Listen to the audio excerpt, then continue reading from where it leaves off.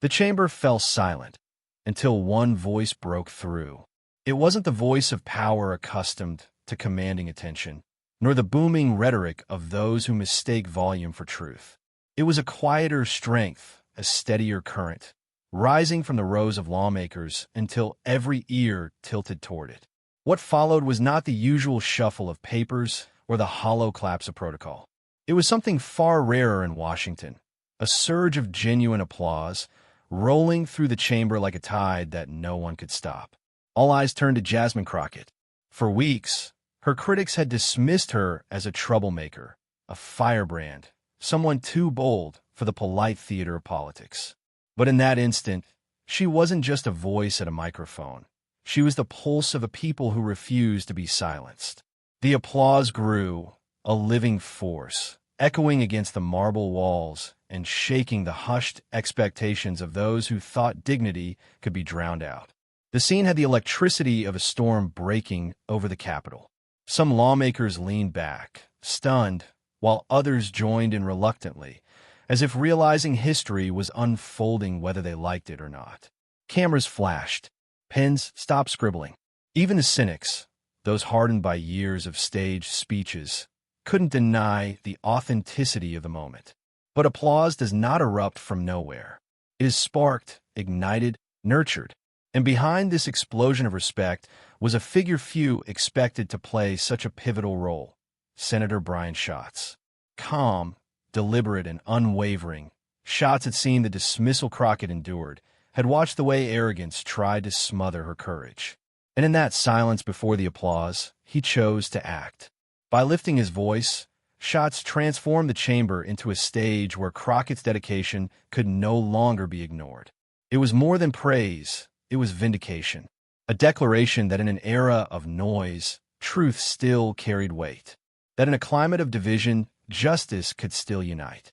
But what Schatz revealed about Crockett left even her critics speechless. Washington is a city built on performances.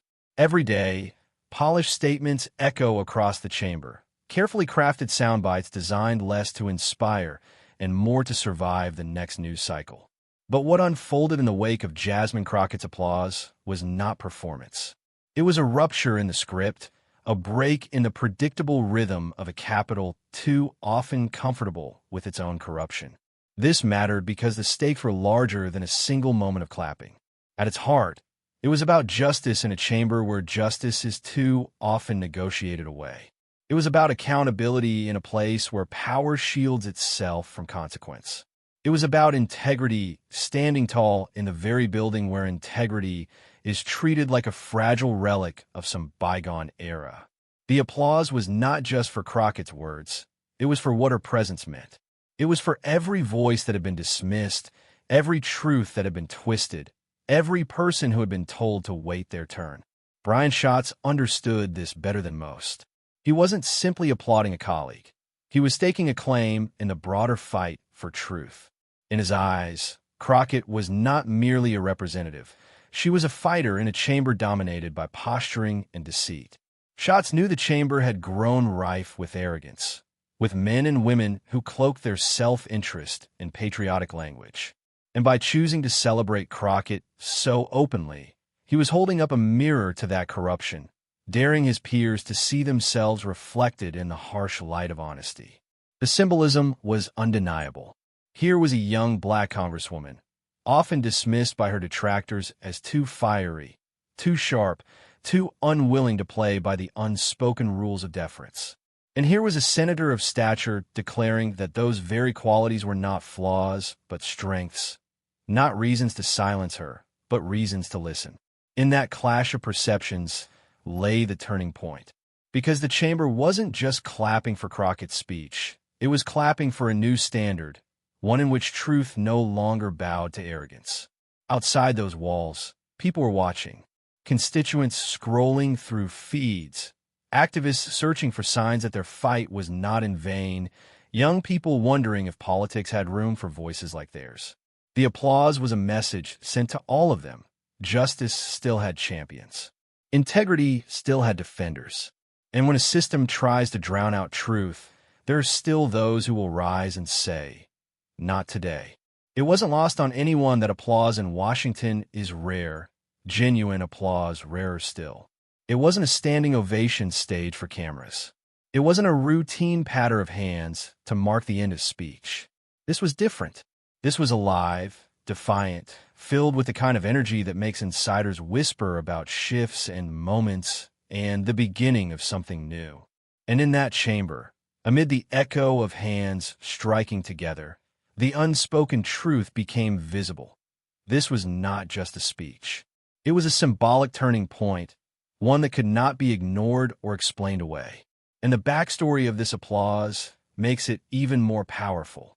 To understand why that chamber erupted for Jasmine Crockett, we have to confront the forces that stood against her.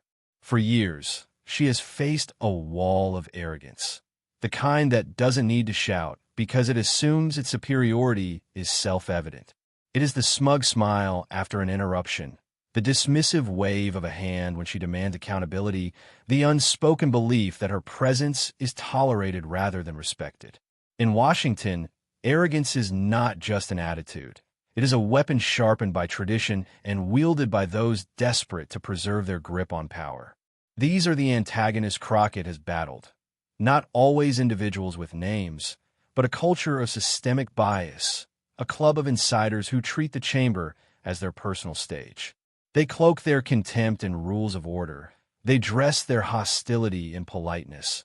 But the intent is clear: to silence, to diminish, to remind her of her place. Every time she raises her voice against hypocrisy, they interrupt. Every time she pushes back against corruption, they mock. Every time she demands accountability, they dismiss. The villains in this story are not cartoonish. They're the very real embodiments of a system that protects itself at the expense of truth. Consider the pattern. Crockett calls out conflicts of interest, and the response is laughter from the other side of the aisle. She highlights the lived realities of working Americans, and she is met with sighs, rolled eyes, whispered asides. It is not simply disagreement, it is contempt, a message coded into their behavior. You do not belong here. And yet, belonging is the very heart of the struggle, because for too long, the halls of power have been designed to exclude voices like hers. That is why the villains in this narrative must be understood not just as politicians, but as symbols of entrenched corruption. They represent the backroom deals, the unspoken bargains, the culture of cynicism that insists politics is a game played by insiders for insiders. Against that backdrop, Crockett's every word is an act of defiance. The arrogance is almost theatrical. They talk about unity while plotting division. They speak of fairness while tipping scales in their favor. They claim to honor democracy while twisting its rules to silence dissent. Their dismissiveness toward Crockett is not personal, it is strategic. She is dangerous to them because she cannot be easily bought, bullied, or broken. That is why Schatz's applause carried such weight. It wasn't just clapping, it was a crack in the facade of arrogance. Because every sneer and every attempt to marginalize Crockett had been building to this moment. The louder her detractors tried to drown her out, the clearer her voice became. The more they dismissed her, the more the public leaned in to listen. In trying to silence her, the villains revealed their greatest fear, that she might inspire others to follow. The contrast could not be starker. On one side, arrogance dressed in power suits, steeped in entitlement, clinging to traditions that serve the few. On the other, dignity embodied in Crockett, dignity that does not need a title to be real, dignity that resonates with those who have been told they are too much or not enough. Her critics use cynicism as their shield. She uses truth as her sword. And in that clash, the audience knows instinctively which side represents the future. What makes these antagonists so insidious is their subtlety. They rarely expose their hostility openly. Instead, they disguise it under parliamentary procedures, under decorum, under calls for civility that somehow never apply when they themselves cross the line. Their greatest trick is pretending neutrality while wielding power in the most partial ways. But every time Crockett stands up, she unmasks them. Every time she refuses to bow, she reveals how fragile their arrogance really is. The applause then was not spontaneous. It was the culmination of years of tension, of dignity refusing to bend under the weight of systemic bias. The chamber had seen arrogance dominate too long, and when Crockett refused to yield, the cracks began to show. The villains of this story, so used to controlling the script, found themselves staring at a scene they could not rewrite. But even as the odds stacked higher, Crockett's resolve only sharpened. Long before the applause thundered through the chamber, Jasmine Crockett's story had already begun shaping itself into legend. She did not appear on the stage of Washington as a polished insider, handed a microphone by privilege. She fought her way there, against odds that would have silenced most people. She came from Texas, a place where the soil holds both grit and contradiction, a place that raised her voice sharp and unwavering, a place where her sense of justice was born not out of luxury, but out of necessity. As a young woman, Crockett knew what it felt like to be underestimated. She saw how power moved, how corruption smiled in expensive suits, how voices like hers were pushed to the back of the line. But she refused to stay quiet. Every courtroom she entered as a public defender was a battlefield. She didn't represent the powerful. She represented those who had been written off, the young man shackled before a judge, the woman accused without fair defense, the family crushed under systemic bias. Each case was a small revolution. Each closing argument was a declaration that dignity belonged to everyone, not just the privileged few. The lessons stacked like bricks. Truth had to be spoken even when it shook the walls. Courage meant standing tall even when outnumbered, and leadership wasn't about titles, but about the willingness to bleed for justice. Crockett carried those lessons like armor into the political arena. By the time she ran for Congress, the establishment barely noticed her. They dismissed her as too fiery, too blunt, too unwilling to play the game. But voters saw something else: honesty, courage, a refusal to fold when the weight of corruption pressed down. She won not because she bent to the system, but because she dared to defy it. And with her victory came a new kind of electricity. A black woman from Texas who spoke with unapologetic conviction, refusing to dilute her truth to make others comfortable. Inside Washington, the pushback was immediate. She wasn't supposed to command attention. She wasn't supposed to disrupt decorum with facts sharper than any insult. Yet that's exactly what she did. Where others smiled politely at hypocrisy, Crockett confronted it head-on. Where others softened their voices to avoid headlines, Crockett leaned into the microphone and let the truth crack like thunder. Her presence became a problem for the corrupt. Every time she entered a committee room, every time her name appeared on the docket, the guardians of the old order stiffened. She didn't just threaten their talking points, she threatened the comfort of their lives. But behind her fire was sacrifice.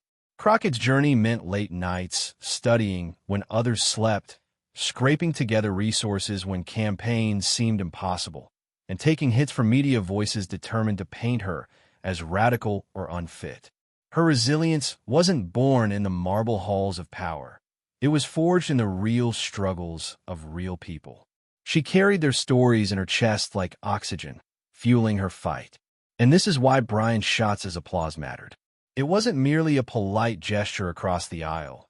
It was recognition that Crockett's fight was larger than one woman, larger than one chamber, larger than one speech. It was the acknowledgement that her journey, marked by sacrifice and perseverance, had carved a place in history that no smear campaign could erase. Think of the image: a woman who had been underestimated from the beginning, now standing in the heart of American power, her words ricocheting off walls built to contain her, and applause breaking those walls down. In that moment, Crockett wasn't just a representative. She was every voice ever silenced, every story ever dismissed, every fighter who had been told to wait their turn. And her resolve? It had only grown sharper. She understood the forces aligned against her. She knew the smirks, the interruptions, the endless attempts to paint her as unruly or undeserving. But what her critics never understood was this: Crockett had been tempered in fire long before she arrived in Washington. Every insult only reminded her of the courtroom battles she had already survived. Every dismissal only echoed the voices she had already proven wrong. This was her power. Not theatrics, not ego, but lived experience. Her backbone was not borrowed. It was earned. That is what electrified the chamber. That is what gave Brian Schatz's gesture weight. Applause was not charity. It was inevitability. And yet, even as Crockett stood tall, her story was only reaching its next chapter. The forces of corruption were not retreating. They were regrouping. The smirks would return, louder. The attempts to silence her would grow more desperate. The insults would sharpen. But so too would Jasmine Crockett. And the world was about to witness just how unshakable she could be when the debate turned hostile, when every eye focused on her, when every word became a weapon. Because as the chamber prepared for the next exchange, one thing was clear: Crockett wasn't stepping back. She was stepping into the storm. And what unfolded next would leave Washington reeling. Cliffhanger. But if her backstory explained the applause, her response in the heat of escalation would explain something even greater. Why her enemies feared her most when the debate was just beginning. The chamber tightened like a drum. The applause had faded, but the silence that followed carried a heavier weight. The weight of eyes turning toward Jasmine Crockett, waiting to see if she would falter now that the spotlight burned hottest. The first strike came fast. A senior member, leaning back in his chair with that practiced smirk of entitlement, tossed out a dismissive jab. His words weren't aimed at policy. They were aimed at her dignity. A chuckle rippled among his allies, the kind of laughter meant to box her in, to make her smaller than the role she had already claimed. But Crockett didn't flinch. She leaned forward, voice calm, steady, and edged with steel. Her response wasn't loud, but it cut deeper than any insult thrown her way. The smirk on her opponent's face froze, as if he suddenly realized he was no longer in control of the game. From there, the tension only rose. Interruptions flew at her like darts, attempts to derail, to provoke, to turn her passion into a weakness. Yet each time, she steadied herself, using their arrogance as fuel. The chamber wasn't just watching a debate, it was watching a collision of two Americas, one clinging to privilege, the other demanding justice. And, slowly, something shifted. The jeers grew quieter, the interruptions weaker. What had begun as mockery now looked like desperation. The air was thick with anticipation, because everyone in that chamber knew. Crockett had been pushed to the edge, and it was at the edge where she was most dangerous. Cliffhanger. And then came the moment no one could ignore, the counterattack that would flip the entire debate on its head. The chamber was already tense, but when Jasmine Crockett leaned forward, the tension became unbearable. It wasn't her volume that shifted the room. It was her silence before she spoke. That deliberate pause, the weight of it, drew every ear toward her. Even those who had mocked her minutes earlier sat straighter, sensing something was about to crack wide open. Then, with measured calm, Crockett launched her counterattack. You can laugh. You can interrupt. But you will not erase the truth. Her words echoed like a gavel, steady and final. For a moment, the smirks faltered, and in that fleeting silence, Crockett drove deeper. She recited facts, hard, undeniable, documented truths that exposed the hypocrisy of those trying to silence her. Each sentence landed like a stone dropped into still water, sending ripples outward until even her harshest critics shifted uncomfortably in their seats. But she wasn't done. Crockett pulled back the curtain on their record, the bills they had killed, the voices they had ignored, the corruption they had shielded. One by one, she laid out receipts. Her tone never cracked. Her words never wavered. She was the embodiment of composure under fire. Gasps spread across the chamber. Some staffers exchanged glances, whispering nervously. A few phones lit up as aides texted frantically, knowing the moment was already spilling on his social media. Hashtags were being born in real time. And then came the strike that changed everything. Crockett turned directly to her antagonist and asked the question that cut through all pretense. If justice terrifies you this much, maybe it isn't me you fear, maybe it's accountability. The chamber erupted. Applause roared louder than before, this time unstoppable. Even those who had stayed silent joined in, compelled by the sheer force of her clarity. The antagonist shifted in his seat, suddenly exposed under a spotlight he could not escape. In that instant, Crockett wasn't just defending herself. She was dismantling a culture of arrogance that had thrived on intimidation. The debate was no longer theirs to control. It was hers, and the world outside those walls knew it. Clips of her takedown flooded feeds. Commentators scrambled to capture the drama unfolding in real time. But none of their words could quite replicate the electricity of the moment itself. The moment one woman turned mockery into accountability, silence into thunder. The chamber had witnessed a mic drop in its purest form. Not showmanship, but truth, sharp and undeniable. And with that truth, Crockett flipped the power dynamic upside down. Cliffhanger. But the aftermath of that strike, the shockwaves beyond the chamber, would prove just as explosive as the moment itself. The instant Jasmine Crockett delivered her mic drop, the chamber seemed to fracture. The applause still echoed against the marble walls, but the true shockwaves were already surging beyond the room. What had begun as a confrontation between two lawmakers had transformed into a national moment, the kind of scene that refuses to stay confined within Capitol Hill. Phones lit up across the chamber. Staffers typed furiously. Reporters whispered to one another, knowing instinctively that what they had just witnessed wasn't merely another heated exchange. It was a turning point. Within minutes, clips began circulating online. Hashtags erupted, first tentatively, then like wildfire. Hashtag Crockett Rising. Hashtag accountability first. Hashtag justice won. By the time the chamber settled, Twitter, TikTok, and Instagram were already ablaze. Millions were replaying the moment she leaned forward and delivered her line with surgical precision. If justice terrifies you this much, maybe it isn't me you fear. Maybe it's accountability. In that single sentence, Crockett had distilled the entire debate into something unforgettable. News outlets scrambled to catch up. CNN replayed the clip on loop with analysts marveling at the composure she had shown. MSNBC framed it as a watershed, calling it the day dignity outshined arrogance. Even skeptical outlets that usually dismissed her couldn't ignore the viral storm. For once, the narrative wasn't controlled by the usual gatekeepers. It was driven by the people, amplifying her voice louder than ever before. But it wasn't just journalists or pundits reacting. Everyday Americans saw themselves in that moment. Immigrant families shared the clip with captions about resilience. Teachers posted it as an example of courage under pressure. Young activists clipped her words into TikTok edits layered with music, transforming political debate into cultural anthem. For many, Crockett's stand wasn't just politics. It was proof that truth could still cut through the noise. Her opponents, on the other hand, scrambled.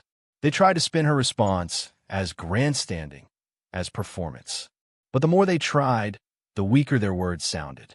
Every rebuttal only reminded viewers of the raw power of her original strike. Instead of diminishing her, their attempts amplified her even more. Inside Washington, the ripple effects grew stranger still. Lawmakers who had previously dismissed Crockett suddenly found themselves reconsidering. A few reached out privately, offering quiet congratulations. Others, feeling the heat of public opinion, scrambled to distance themselves from the antagonist she had dismantled.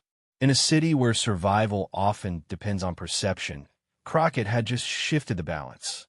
And then came Brian Schatz. He spoke later that evening, not with the fire of a headline grabber, but with the quiet resonance of someone who understood the stakes. What we saw today, Schatz said, wasn't just a strong response. It was leadership. It was what this chamber is supposed to look like. His words echoed across news segments, adding credibility to what millions already felt. The cultural impact spread wider still. Late-night comedians picked up the clip, replaying the antagonist's frozen expression after Crockett's takedown. Memes multiplied, side-by-side screenshots, captions about truth versus arrogance, parodies flipping the insult into praise. Even celebrities chimed in, from actors praising her composure to musicians posting her line as inspiration.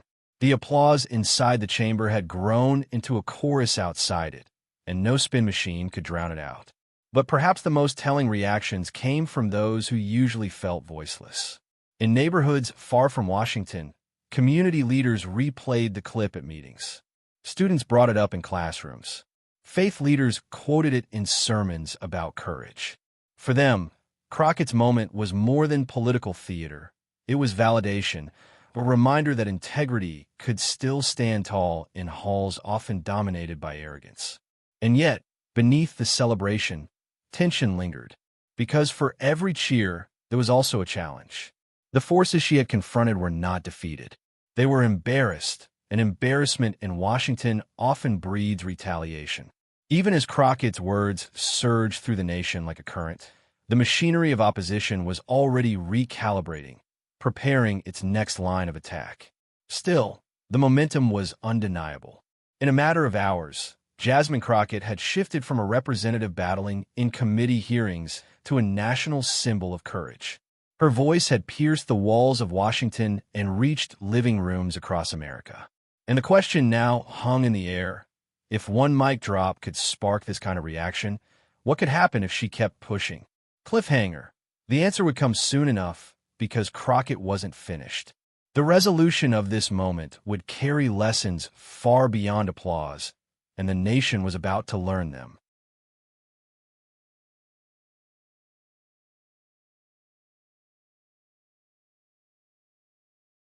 When the dust began to settle, the chamber was no longer the same room it had been at the start of the day. The energy had shifted. The air felt charged, as though some invisible weight had been lifted, if only for a moment. Jasmine Crockett's words had not simply silenced arrogance. They had reframed the conversation. In politics, debates often blur into noise. Insults are traded, sound bites crafted, and the public tunes out. But this was different. This was clarity breaking through static. Crockett had shown that courage does not require theatrics, that dignity does not require compromise. She reminded everyone watching, from the gallery to the millions streaming online, that truth itself is powerful enough to move walls. And yet, the deeper lesson wasn't about her alone. It was about what her stand revealed: the cracks in a system that too often rewards arrogance while punishing authenticity. The applause she received was not merely for a clever rebuttal. It was for the principle she embodied, the belief that justice matters, that accountability matters, and that integrity is worth defending even when outnumbered. Brian Schatz's celebration underscored this truth. His applause, his words afterward, carried a message that resonated beyond political lines. Leadership isn't measured by volume, but by the willingness to stand unshaken when confronted with hostility. In that sense, Schatz and Crockett represented something larger than themselves, the possibility of a politics rooted not in spectacle, but in service. For viewers at home, the lesson landed hard. Communities long told to wait their turn saw themselves reflected in Crockett's defiance. Immigrant families, activists, young voters, and those exhausted by corruption felt a jolt of validation. That dignity, when wielded with courage, could still triumph over cynicism. It was not just a moment of representation. It was a reminder of belonging. And that belonging carried obligation.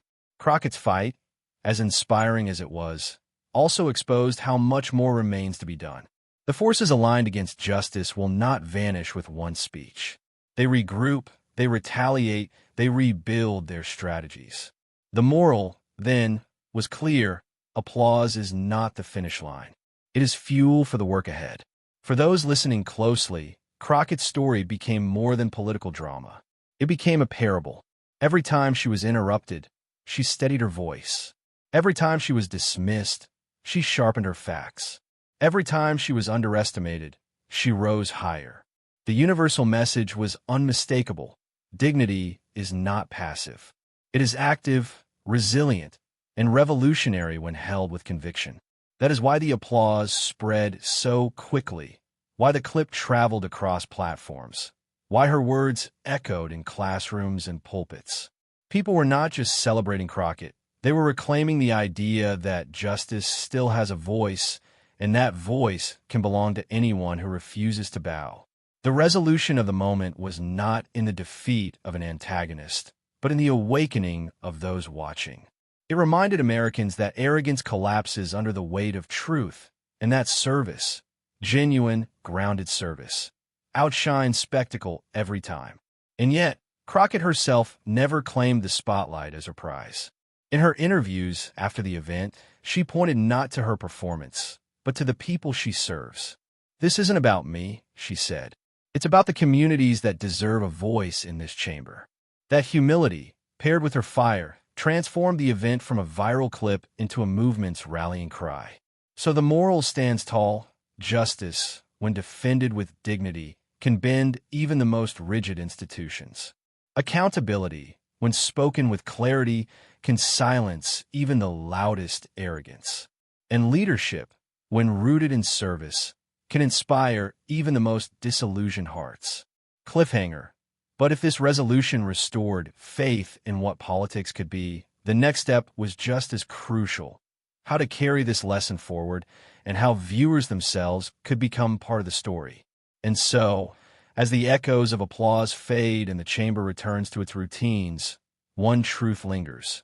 Moments like this are rare, but they remind us what politics can still mean. Jasmine Crockett's stand was not just about silencing arrogance. It was about affirming that justice belongs to all of us, that dignity is not negotiable, and that courage can ripple far beyond the walls of power. Brian Schatz's celebration was more than a gesture. It was recognition. Recognition that leadership rooted in service deserves to be honored. Recognition that when truth speaks with clarity, even the loudest critics fall silent. And recognition that, in times of cynicism, one voice can still remind a nation of its better self. But here's where you come in. This story doesn't end in Washington. It doesn't end with applause. It continues with everyone who refuses to let arrogance define our politics. It continues with every citizen who shares these moments, talks about them, and demands more from the people they elect. So ask yourself, what do you want to see echoed in the halls of power? Arrogance or accountability, corruption or courage, silence or truth? If you believe in what Jasmine Crockett stood for in that chamber, if you believe that dignity and justice are worth defending, then don't just watch this story. Be part of it. Share it. Speak about it. And join the movement of people who know that America is strongest when its leaders stand tall for the people, not over them. Because this wasn't just a speech. It was a spark. And it's up to us to carry the fire forward. End.